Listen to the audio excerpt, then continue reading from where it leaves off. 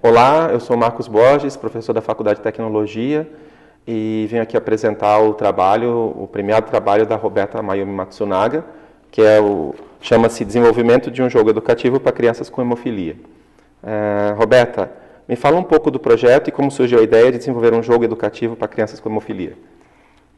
Eu estava cursando disciplinas como aluna especial aqui na Unicamp e quando chegou a hora de entrar como regular, fui conversar com o professor Marcos e ele falou que tinha um projeto junto com o pessoal do Hemocentro aqui também da Unicamp para desenvolver um jogo educativo para crianças com hemofilia, para incentivá-las a terem comportamentos corretos em relação à doença, tomar o fator de coagulação, que é uma coisa muito importante para elas.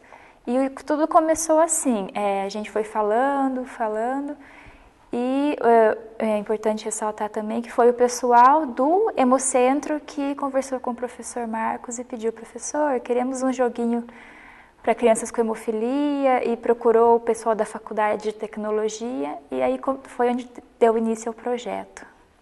Ok. Como foi a participação das crianças no desenvolvimento do jogo? Elas participaram ativamente? Sim, elas participaram, as crianças participaram em 3 momentos importantes, teve 3 marcos, que a gente chamou de dinâmicas, né? A primeira dinâmica, que chamava Brain Draw, onde as crianças tinham que desenhar algo que tivesse em mente sobre um jogo para elas, com crianças com hemofilia. Então, nós demos folhas de papel para todas e pedimos para ela desenhar como você imagina que é o personagem do jogo, o cenário do jogo, o fator de coagulação, que é o que elas têm que tomar continuamente, o inibidor, e elas foram desenhando o que vinha na cabeça. Nós demos todo o material e nessa dinâmica elas participaram ativamente, foram em torno de 10 crianças que participaram. A segunda, essa dinâmica foi feita bem no início do jogo, foi para a gente imaginar mesmo como que seria a dinâmica do jogo e os desenhos, a interface. A segunda dinâmica foi quando a gente tinha a segunda fase do jogo pronta. E nessa dinâmica a gente levou a segunda fase, chamava Avaliação Heurística Participativa. E as crianças jogaram, né, e disseram, a gente foi anotando o que elas falavam em relação ao jogo, quais que eram as observações, o que estava legal e o que não estava em relação ao jogo. E com isso, a gente teve material para saber o que precisava mudar no jogo e o que podia continuar igual. A terceira e última dinâmica, ela foi um pouco diferente, ela foi com o jogo quase pronto, envolveu crianças com hemofilia e crianças sem hemofilia. E essas crianças sem hemofilia, elas faziam o papel daquele parente, o irmão, o amigo, até mesmo os pais, os primos que não sabem o que é hemofilia e querem aprender um pouco mais sobre a doença. Qual que era o papel do jogo para esses participantes da vida da pessoa com hemofilia? O que eles iriam aprender com o jogo quando jogassem, né?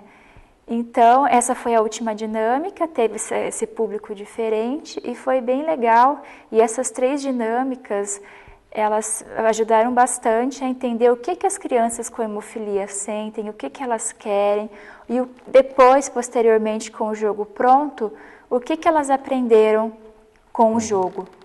Qual que foi a relevância do jogo para elas no tratamento. Ok. Qual o roteiro do jogo? Fala um pouco mais sobre o personagem e os desafios que ele enfrenta. O personagem ele é bem brasileiro, o nome dele é João Ventura. E no começo do jogo ele é apresentado, né? Tem o pai, a mãe, o irmão e a irmãzinha, que é uma bebezinha. O irmão e a irmãzinha não têm hemofilia, até porque colocamos 3 irmãos para mostrar que a mãe e o pai não têm todo o tempo para se dedicar ao João Ventura, que ele, apesar de ter hemofilia, ter uma condição de saúde especial, ele tem que saber as necessidades, as adequações que a saúde leva ele. Então, no começo do jogo, ele mostra que a rotina dele é de uma criança normal.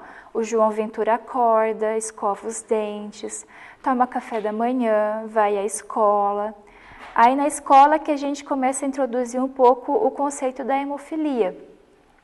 A professora passa um pouco de informação sobre a hemofilia e quando ele vai para o intervalo, para o recreio da aula, o João Ventura tem que fazer uma escolha de que esporte que ele pode praticar. Por exemplo, o João Ventura pode jogar bolinha de gude, pode jogar futebol. Isso na primeira semana, né? No primeiro dia da semana, que é a segunda-feira. Aí no segundo dia da semana já é dada a opção para o João Ventura se ele quer ou não tomar o fator de coagulação. E o decorrer do jogo, as atividades que ele pode praticar depois, depende dessa escolha que ele teve. Se ele tomou o fator de coagulação, se ele optou por fazer a escolha certa, que é tomar o fator de coagulação, ele pode ter o dia de uma criança normal. Ele vai poder jogar bola, brincar de pega-pega. Mas se ele não tomou, ele só vai poder praticar atividades leves, brincar de bolinha de gude, jogar quebra-cabeça. E assim, isso ao longo do jogo é demonstrado, porque se o João escolheu não tomar fator de coagulação e jogar futebol, pode acontecer alguma atividade de impacto e isso prejudicar o João, porque ele tem hemofilia e o decorrer do jogo, o que vai acontecer? O João vai machucar o joelho, aí como ele não tomou o fator de coagulação, ele não estará protegido, então ele vai ter que ir ao hemocentro, fazer o fator de emergência, né, a profilaxia secundária. E aí tudo isso é mostrado no jogo, quais que são os benefícios, né, de tomar o fator de coagulação, porque ele vai poder praticar qualquer esporte. E quais que são os malefícios, né, que se ele escolher não tomar, que ele vai ficar com as atividades físicas muito restritas. Uhum. Em termos acadêmicos, quais foram os resultados em relação a publicações e congressos? O projeto ele teve uma relevância muito grande em relação a publicações, né? Nós publicamos em congressos internacionais e nacionais, em revistas nacionais e revistas internacionais. O projeto ele foi apresentado em congressos em Portugal, Dubai e na França também. Inclusive em Portugal eu tive o prazer de apresentar o projeto lá no congresso. Teve um congresso internacional também aqui no Brasil, que foi em Niterói. E também foi apresentado em Campinas. Em relação à revista, como um projeto multidisciplinar, a gente conseguiu publicar tanto em revistas da área de computação, quanto da área de saúde, que eram mais específicas para hemofilia. Uhum.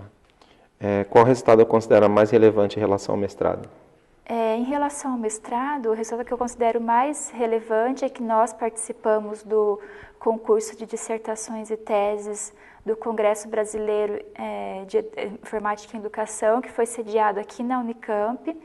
Então, aqui no concurso, aqui no concurso a gente foi julgado em relação ao Brasil inteiro, qual que foi a relevância da nossa dissertação. E nós ficamos em terceiro lugar no projeto. O nosso projeto ficou em terceiro lugar, a dissertação ficou em terceiro lugar. E foi bem legal, teve premiação. E eu considero que esse foi, em termos acadêmicos, foi o resultado mais relevante. Obrigado, Roberta. Acho que um ponto importante para se ressaltar é que o software está sendo usado hoje no Hemocentro com as crianças, né? Não foi só uma pesquisa, mas está sendo usado na prática com as crianças até hoje. Tá? E agradecer aqui ao Hemocentro pela oportunidade de ter nos oferecido essa chance de ajudar as crianças, né? A Faculdade de Tecnologia, a professora Regina Moraes, que é a orientadora do trabalho, né? E ao Núcleo de Informática Aplicada à Educação, que apoiou o projeto. E até o próximo Pesquisa em Pauta.